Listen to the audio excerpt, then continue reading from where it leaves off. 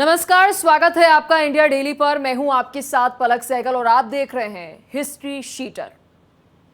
बिहार का बाहुबलियों से एक पुराना और गहरा रिश्ता रहा है, जिनका प्रभाव राज्य की राजनीति पर भी साफ देखा गया है। और इन बाहुबलियों की लंबी फहरिस्त है, जिन्होंने बिहार के राजनीतिक परिदृश्य को अपनी ताकत और प्रभाव में रखा। उनमें से एक नाम था मोहम्मद शहाबुद्दीन का। इस बाहुबली का सिवान में इतना दबदबा था कि उसके बिना ना तो कोई कारोबार होता था और ना ही कोई जमीन की खरीद फरोख्त, और ना ही कोई राजनीति में कदम रख सकता था। 90 के उस दौर में मोहम्मद शहाबुद्दीन का सिक्का चलता था।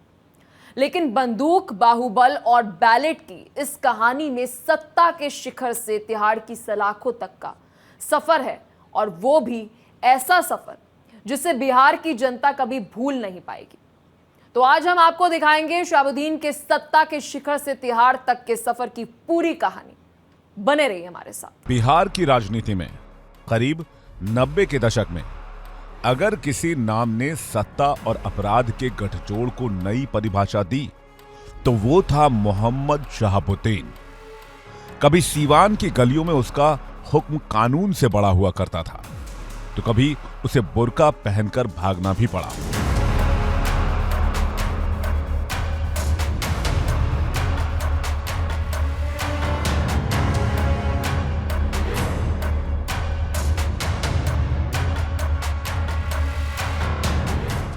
समर्थकों के लिए वो मसीहा था, विरोधियों के लिए खौफ का दूसरा नाम।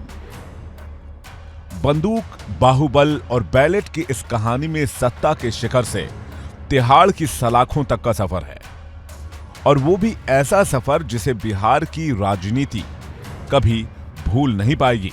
बात 1967 की है। बिहार में विधानसभा का चौथा चुनाव हुआ। बिहार के नक्शे पर नए राजनीतिक समीकरण उभरे। पहली बार गैर कांग्रेसी सरकार बनी। महामाया प्रसाद सीएम की गद्दी पर बैठे। ये वो दौर था जब बिहार की फिजाओं में लाल आतंक की गूंज थी।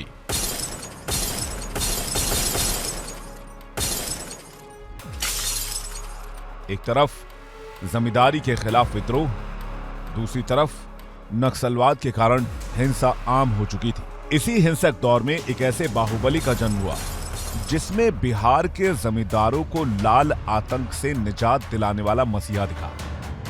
एक ऐसा बाहुबली जिसने जेल में अदालतें लगाई, अस्पताल में पंचायतें कराई। एक ऐसा डॉन जो जुर्म के रास्ते से सत्ता के गलियारे तक पहुंचा। एक ऐसा अपराधी जो सियासी छांव में क्राइम का सिंडिकेट चलाता रहा। उसकी समानांतर सत्ता में जमीन विवाद के निपटारे से लेकर डॉक्टर्स की फीस तक तय होती थी। अपहरण, फिरौती, मर्डर और सियासी संरक्षण के कॉकटेल से पनपे इस डॉन को लोग शहाबुद्दीन के नाम से जानते हैं।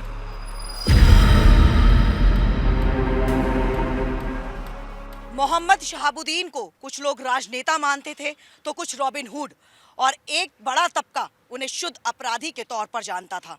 कई दर्जन आपराधिक मामलों के आरोपी शहाबुद्दीन के जीवन में ऐसे कई पहलू थे, लेकिन लोग भले ही इस बहस में फंसे रहे कि शहाबुद्दीन ज्यादा क्या थे, अपराधी या फिर राजनेता, लेकिन इस मुद्दे पर कोई दो राहें नहीं है कि वो अपने इलाके के बेताज बादशाह थे। ऐसे बादशाह जो न केवल वहां की राजनीति की दिशा तय करता था, बल्कि प्रशासन को भी अपनी मुट्ठी में रखता था। 10 मई साल 1967, सीवान, बिहार। बिहार का बाहुबली नेता था मोहम्मद शहाबुद्दीन। 1996 से 2009 तक सीवान से 4 बार सांसद बना। 2007 में शहाबुद्दीन को उम्र कैद की सजा हुई। 2021 में शहाबुद्दीन का कोरोना से निधन हो गया। 10 मई 1967 को बिहार के सीवान में शरफुद्दीन अंसारी के घर जिस बच्चे ने जन्म लिया, उसने गुनाहों की ऐसी कहानी लिखी कि बिहार समेत कई सूबों में उसकी धाक और धमक महसूस की गई।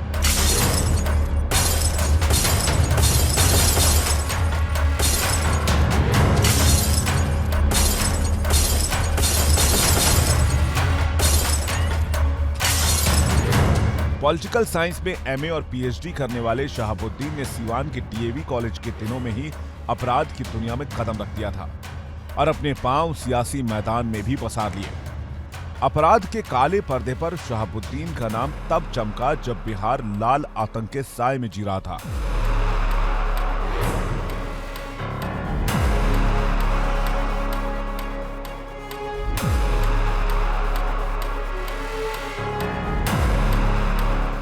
सीवान और आसपास के जिलों में नक्सलियों का दबदबा हुआ करता था। जमींदारों और किसानों के जमीन पर लाल आतंक के झंडे गाड़े जा रहे थे। इन्हीं जमींदारों और किसानों को ऐसे शख्स की तलाश थी जो नक्सलियों से लोहा ले सके। लोगों ने मोहम्मद शहाबुद्दीन को चुना। कहते हैं कि जमींदारों ने ही एक साधारण शहाबुद्दीन को बाहुबली शहाबुद्दीन बना दिया। जमींदार शहाबुद्दीन को धन बल देते रहे और शहाबुद्दीन अपने बाहुबल से नक्सलियों से टकराता रहा। 25 सितंबर साल 1990 लालू यादव के साथ राजनीति की शुरुआत। आरजेडी के टिकट पर बना विधायक सांसद। शहाबुद्दीन के निधन के बाद लालू परिवार से दूरियां बढ़ी। 25 सितंबर 1990 का वो दौर याद कीजिए जब देश में राम नाम की लहर थी। लाल कृष्ण आडवाणी का धर्मरथ बिहार के समस्तीपुर पहुंच चुका था। तत्कालीन मुख्यमंत्री लालू प्रसाद यादव के इशारे पर आडवाणी गिरफ्तार हो चुके थे। देश में धर्म की सियासत गर्मा चुकी थी। शहाबुद्दीन ने भी इस मजहबी हरारत का फायदा उठाया और सियासी मैदान में कूद पड़ा। पहली बार बिहार विधानसभा में दस्तक दे दी।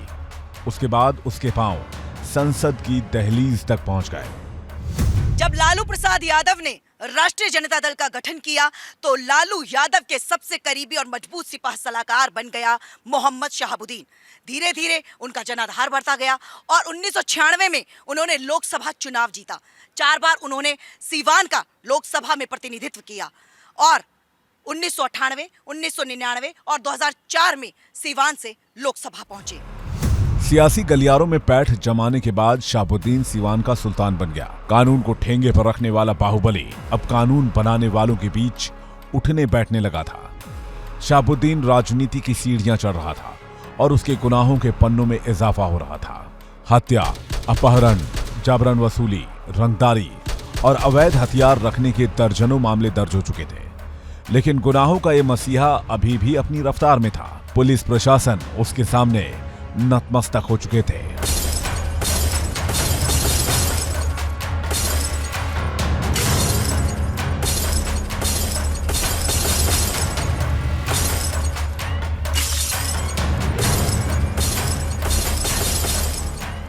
आप ये बताइए कि शहाबुद्दीन की एक समय पर तूती बोलती थी, लोग उसके खौफ से उसका खौफ खाते थे, तो उस पर क्या कहेंगे आप? शहाबुद्दीन उस बिहार का वो कुख्यात बाहुबली था। जैसे उत्तर प्रदेश में अतीक और मुख्तार हुआ करते थे, वही स्थान शहाबुद्दीन का बिहार के अपराध जगत और राजनीति में था। धनबल, बाहुबल, राजनीति बल सभी उसके पास था। बड़े बड़े राजनेता उसके यहाँ जाकर के हाजिरी देते थे और नाम नहीं लूँगा, एक पूर्व मुख्यमंत्री और उनकी बड़े गहरे संबंध थे। धनबल का तो ये आलम था कि अथाह संपत्ति थी। जब जेल से बाहर आता था तो उसका जो जुलूस होता था, लोग बताते थे कि पूरे शहर में कॉन्वॉय बन जाता था। 10 गाड़ी नहीं, 20 गाड़ी नहीं, सैकड़ों गाड़ी, हजारों गाड़ियां रहती थी उसके कॉन्वॉय में। कितना पैसा लगता होगा? खौफ जो है वो लोगों के अंदर ही था या फिर पुलिस के अंदर भी था? निश्चित पुलिस के अंदर भी था, क्योंकि जो वहाँ का खौफ मैंने देखा, क्योंकि जिस प्रकार हमारे तत्कालीन एसएसपी बनारस सूर्य कुमार शुक्ला ने बताया कि जिसने दुस्साहस के साथ पुलिस के ऊपर आक्रमण किया और स्वचालित हथियारों से गोली चलाई, सामान्य अपराधी तो नहीं करेगा। सामान्य अपराधी सोच भी नहीं सकता है, सामान्य अपराधी कन्नी काट जाएगा। लेकिन पुलिस वालों का ये मुझे बताया जाता है कि पुलिस वालों को भी खौफ था शहाबुद्दीन का।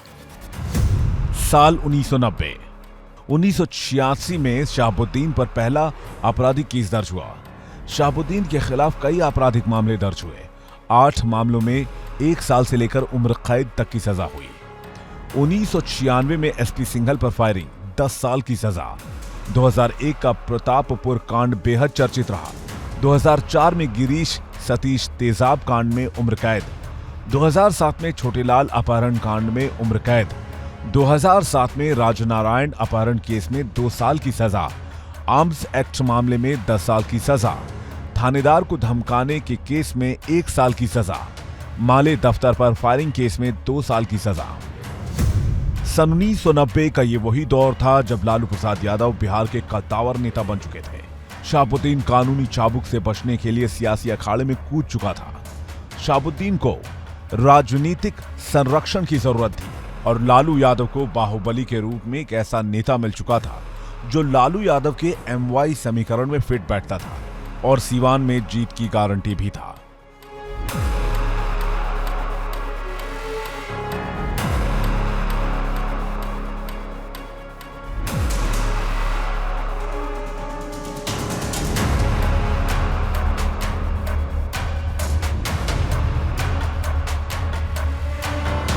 ये वही दौर था जब बिहार बूथ कैप्चरिंग के लिए बदनाम हुआ, बोगस वोटिंग के लिए खबरों की सुर्खियों में रहा।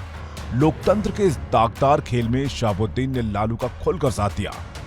सियासी संरक्षण मिलने के बाद शहाबुद्दीन के अंदर का रहा सहा डर भी जाता रहा। उसने कुछ ऐसे गुनाहों को अंजाम दिया जो बिहार के इतिहास में काले अक्षरों में दर्ज हैं। सीवान के आसपास माले यानी CPI-ML का दबदबा था। लालू यादव उसकी धार कमजोर करना चाहते थे। शहाबुद्दीन को इसकी जिम्मेदारी दी गई। फिर खौफनाक हत्याओं का दौर शुरू हुआ।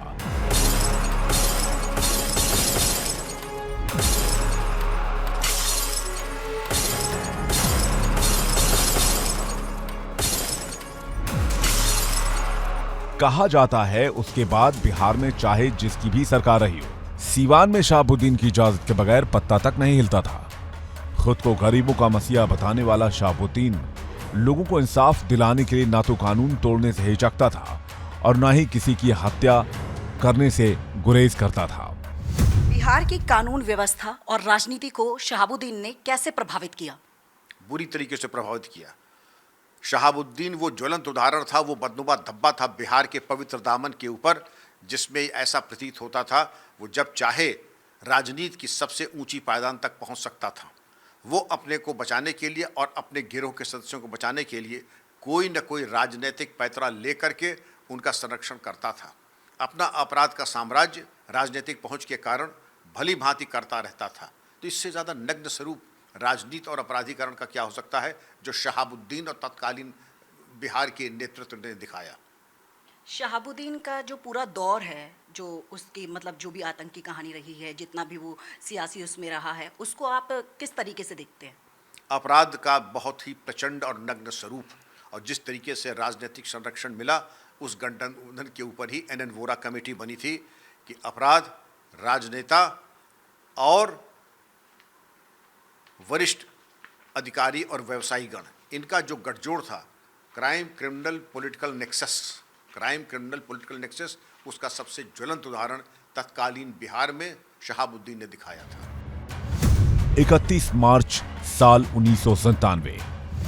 31 मार्च 1997 को सीवान के JP चौक पर माले नेता कॉमरेड चंद्रशेखर प्रसाद की गोली मारकर हत्या कर दी गई। नाम शहाबुद्दीन का आया। JNU-SU से जुड़े इस युवा नेता की हत्या से बिहार में उबाल आ गया। बड़े आंदोलन हुए, लेकिन शहाबुद्दीन की सेहत पर कोई खास फर्क नहीं पड़ा। लेकिन 2001 आते आते पुलिस ने शहाबुद्दीन से डरना छोड़ दिया था और उस पर नकेल कसने की तैयारी शुरू हो चुकी थी। RJD के स्थानीय नेता मनोज कुमार पप्पू को गिरफ्तार करने पहुंची पुलिस से शहाबुद्दीन भिड़ गया। इस बाहुबली ने पुलिस अधिकारी संजीव कुमार को थप्पड़ जड़ दिया। इसके बाद शहाबुद्दीन को पकड़ने के लिए बिहार और यूपी पुलिस ने टीम तैयार की। शहाबुद्दीन के गांव प्रतापपुर में पुलिस और शहाबुद्दीन के समर्थकों के बीच जंग हो गई। 2 पुलिसकर्मियों समेत 10 लोगों की जान चली गई। इस दौरान पुलिस की गाड़ियां फूंक दी गईं। मौके से पुलिस को 3 AK-47 मिली। इतना होने के बाद भी शहाबुद्दीन का आतंक कम नहीं हुआ। जब बात शहाबुद्दीन की होती है तो बात पुलिस की भी होती है और पुलिस से उनके साथ चल रहे विवाद की भी होती है। और उसमें सबसे अहम किरदार, सबसे अहम नाम अगर कोई है तो वो बिहार के 2003 के बने DGP DP ओझा का नाम सबसे ऊपर आता है। कहा जाता था अपराधियों में इतना खौफ था DP ओझा का, या तो उन्होंने अपराध छोड़ दिया और कुछ ने तो बिहार ही छोड़ दिया, और कुछ ने अगर उनसे लोहा लेने की ठानी तो वो को असली में ऐसा भुगतना पड़ा कि वो कभी भूल नहीं सकते। डीपी ओझा एक ऐसे व्यक्ति थे जिन्होंने यहां तक कह दिया था कि बिहार के लोगों ने लफंगों के हाथ में सत्ता दे दी थी। ये सीधा सीधा हमला था लालू यादव पर और शहाबुद्दीन पर। उनके इसी कटाक्ष के चलते वो विवादों में थे, ना केवल बिहार में बल्कि पूरे देश में। शहाबुद्दीन उनसे इतना परेशान था कि वो बार बार उनसे निजात पाना चाहता था और शिकायतें करता था। ये वो दौर था जब राबड़ी देवी मुख्यमंत्री थी और उस दौरान डीपी ओझा ने अपराधियों पर ऐसी नकेल कसी कि अपराधी बिहार छोड़कर भाग रहे थे। डीपी ओझा वो व्यक्ति थे जो जब भी बड़े अफसरों का नाम अगर लिया जाएगा, पुलिस अफसरों का, पूरे देश में, पूरे भारत में, तो डीपी ओझा का नाम सबसे ऊपर रहने वाला है। ये उन ईमानदार, निष्ठावान और बहादुर पुलिस ऑफिसरों में से एक थे जिन्होंने बिहार के लिए कुछ किया, देश के लिए कुछ किया। हालांकि उन्होंने चुनाव में भी आने का प्रयास किया लेकिन वहां सफल नहीं हो सके। लेकिन शहाबुद्दीन के साथ उनके टकराव के चलते, उस पर एक्शन के चलते हमेशा डीपी ओझा को भी याद रखा जाएगा। लेकिन 16 अगस्त 2004 को जो कुछ हुआ, उसने सीवान के माथे पर एक ऐसा कलंक लगाया जिसे शायद ही कभी धोया जा सकेगा। व्यवसायी चंद्रशेखर प्रसाद उर्फ चंदा बाबू के बेटों गिरीश और सतीश को तेजाब से नहलाकर हत्या कर दी गई। हद तो तब हो गई जब हत्याकांड के चश्मदीद गवाह चंदा बाबू के तीसरे बेटे को भी मौत की नींद सुला दिया गया।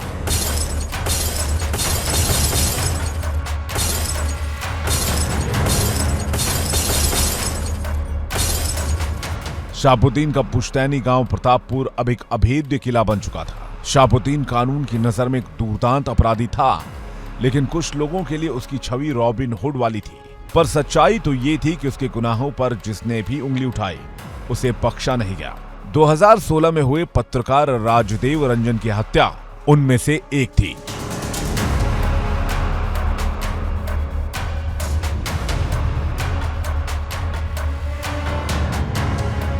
क्या वाकई एक अपराधी जो है बिहार की कानून व्यवस्था पर जो है इस तरीके से मतलब राज करता था?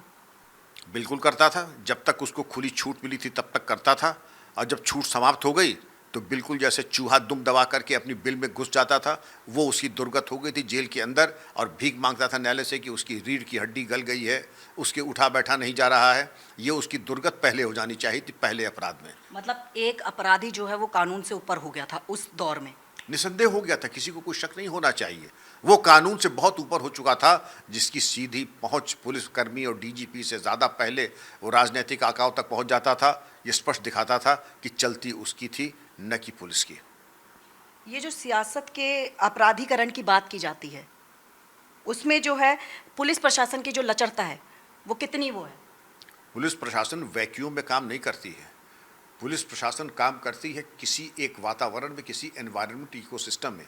वो इकोसिस्टम देता है राजनीतिक जो वातावरण है। राजनीतिक वातावरण जैसे उत्तर प्रदेश में अगर आप आज देखें तो क्या कहा मुख्यमंत्री ने कि मिट्टी में मिला दूंगा, तो मिट्टी में मिलने से चले गए, देख रही हैं। लेकिन एक यहीं पर उत्तर प्रदेश में एक मुख्यमंत्री थे, बाहुबली के कुत्ते से हाथ मिला रहे थे, तो उन्होंने भी एक सिस्टम दिया कि इस तरफ देखने का कष्ट मत करना, क्योंकि हम बाहुबली के कुत्ते से हाथ मिला रहे हैं। संरक्षण बिल्कुल स्पष्ट है। इसी तरीके से बिहार में शहाबुद्दीन को संरक्षण था, वो राजनीतिक संरक्षण का बहुत ही भोला और कुरूप चेहरा था। न हो, और परमात्मा करे कि उसकी पुनरावृत्ति न हो। तेजाब कांड में शहाबुद्दीन को मुख्य आरोपी बनाया गया। कुछ और बड़े मामलों में वो पहले से वांछित था। कोर्ट ने उसे उम्र कैद की सजा दी। उम्र कैद की सजा मिलने के बाद शहाबुद्दीन के चुनाव लड़ने के रास्ते बंद हो गए और यहीं से सीवान के सुल्तान का सितारा गर्दिश में जाने लगा।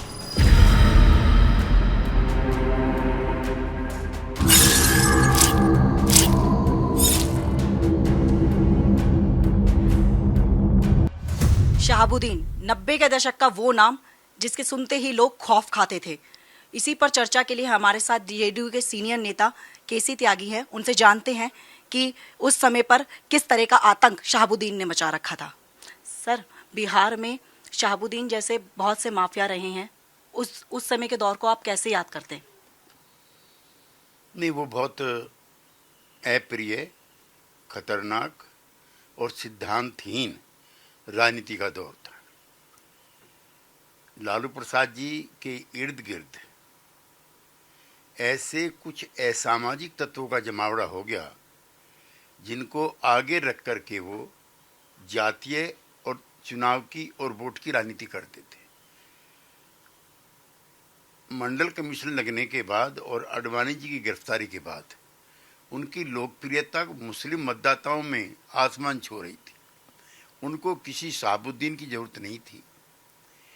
इसी तरह से पिछड़ी जाति के नेताओं में उन्होंने उन लोगों को आगे बढ़ाने का काम किया जिनकी आपराधिक पृष्ठभूमि थी, यद्यपि इसकी कोई आवश्यकता नहीं थी। 34 से ज्यादा संगीन अपराधों में शहाबुद्दीन को दोषी पाया गया।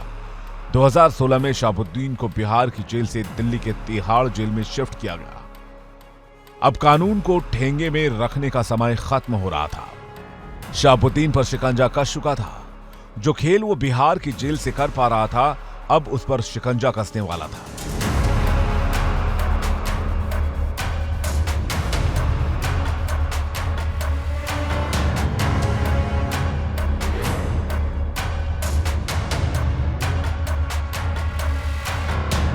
एक बाहुबली कमजोर पड़ने लगा था, लिहाजा सियासी गलियारों में उसके लिए खुले दरवाजे बंद होने लगे।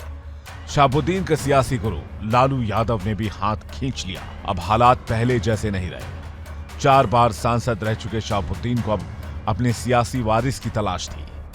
लिहाजा पत्नी हिना शहाब को मैदान में उतारा गया, लेकिन हिना शहाब शहाबुद्दीन की विरासत नहीं बचा पाई।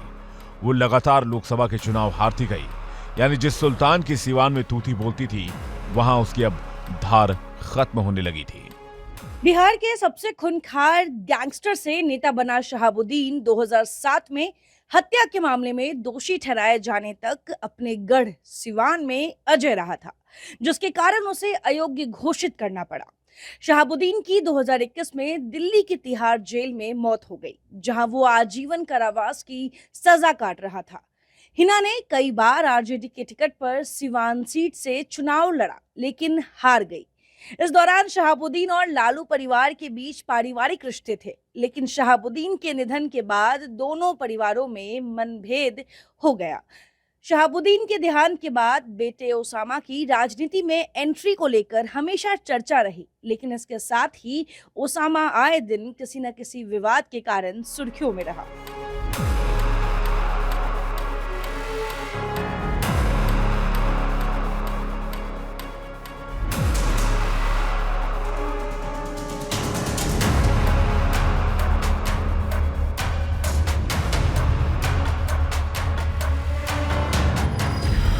एक मई साल 2021।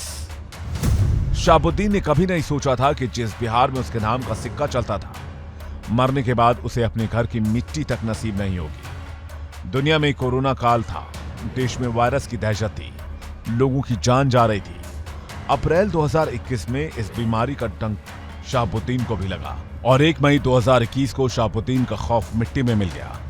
जिस सरकार पर यह आरोप लगता है, उसके साथ आपके खट्टे मीठे रिश्ते रहे हैं।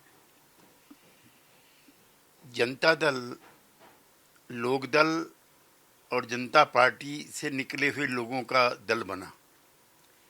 आपका सवाल इसलिए बेमतलब और बेमायने है कि लालू जी जिन लोगों के साथ थे उनमें से किसी का भी आपराधिक रिकॉर्ड नहीं था। उस समय के जो भारतीय राजनीति के जयप्रकाश के आंदोलन के बेस्ट लोग थे, वो जनता दल में थे। चाहे वो नीतीश कुमार हों, चाहे शरद यादव हों, चाहे शिवानंद तिवारी हों, या हमारे जैसे लोग हों जिन पर एक भी आपराधिक मुकदमा नहीं था। और ये सही है कि जो लीगेसी थी लोकदल की और जनता पार्टी की, उसमें लालू प्रसाद जी आगे बढ़े, मंडल कमीशन लगा, हम सब लोगों ने इकट्ठे मिलकर के वो लड़ाई लड़ी। लेकिन जूझू लालू प्रसाद के काले कारनामे उजागर होते रहे, सब उनसे किनारा करते रहे। इतिहास गवाह है।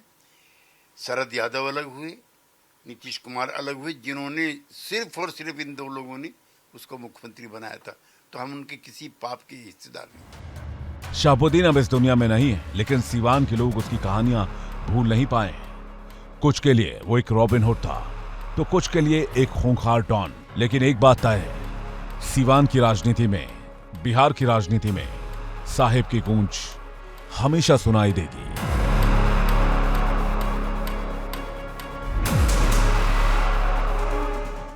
सिवान की सियासत, शहाबुद्दीन की सत्ता और अपराध की कहानी का यह था पहला अध्याय। सिवान का सुल्तान अब इतिहास है, लेकिन उसके किस्से आज भी दहशत से सुने जाते हैं। गुनाह की सत्ता और सत्ता का गुनाह, शहाबुद्दीन की यह कहानी यहीं खत्म नहीं होती। अगले हफ्ते देखिए गैंगस्टर शहाबुद्दीन की आतंक कथा पार्ट 2, जब जेल से भी चलता रहा बाहुबली का सिंडिकेट और कैसे तिहाड़ की सलाखों में कैद हुआ सिवान का सुल्तान। और जानिए खौफ के उस अंत की कहानी। फिलहाल के लिए इस एपिसोड में इतना ही, लेकिन देखते रहिए इंडिया डेली।